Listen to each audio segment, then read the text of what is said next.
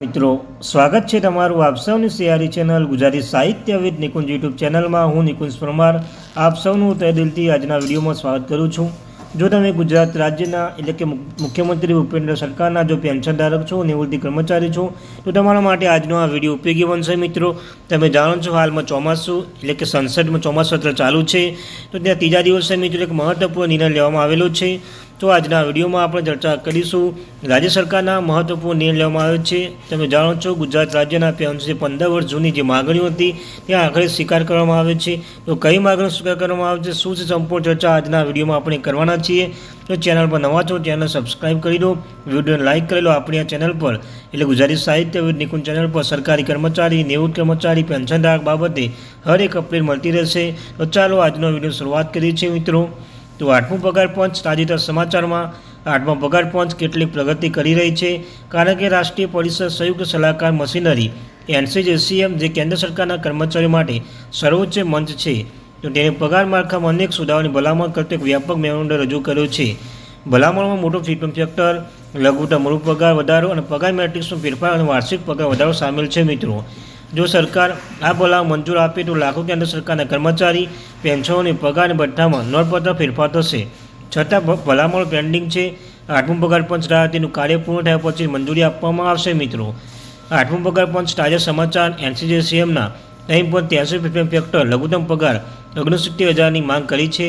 તો મિત્રો NCJCMની જે ભલામણો અનુસાર 3.83 ફેક્ટરની રજૂઆત કરી છે।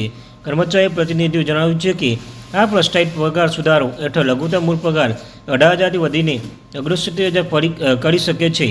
પગાર સુધારા દરમિયાન ફિટમેન્ટ ફેક્ટર ઉપયોગ મુખ્ય ગુણક તરીકે થાય છે અને કોઈપણ વધારો મૂળ પગાર ભથ્થા નિવૃત્તિ લાભો પર સીધી અસર કરે છે। મિત્રો 8મું પગાર પંચ તાજા સમાચાર હાલના પગાર મેટ્રિક્સ સ્તરોની મર્જ કરવાનો પ્રસ્તાવ। તો મિત્રો NCJCMના મુજબ તે સમાન પગાર ગ્રેડને એકીકૃત કરી હાલમાં પગાર મેટ્રિક્સ પુનઃગઠિત કરવાનું સૂચન કર્યું છે। તેમાં સ્તર 2, સ્તર 3, સ્તર 4 અને સ્તર 5, 7, 8, 9, 10 એકત્રીકરણ સામેલ થાય છે। કર્મચારીના યુનિયનના મતે આવા એકીકરણ પગાર મેટ્રિક્સ સાથે સંકળાયેલ જટિલતા ઓછી થશે, પગાર પ્રક્રિયામાં પારદર્શિતા વધશે અને સમાન નોકરીઓ કરતા કર્મચારીઓ અસમાનતા ટાળવામાં આવશે। મિત્રો 8મું પગાર પંચ તાજા સમાચાર વાર્ષિક પગાર વધારો 3 થી 6% થઈ શકે છે। હાલમાં મિત્રો બીજી મુખ્ય માગણી વાર્ષિક પગાર વધારો દરમાં વધારો કરવાની છે। હાલમાં સરકારી કર્મચારી વાર્ષિક 3% પગાર વધારો મળે છે। NCFC તેને વધે 6% કરવાની ભલામણ કરી છે। યુનિયનો માને છે કે ઊંચા પગાર વધારો કર્મચારી પર ઝડપી પગાર વૃદ્ધિ પ્રાપ્ત કરવામાં મદદ મળશે અને ફુગાવાની વધતા જીવન ખર્ચમાં વધુ સારો ટેકો મળશે।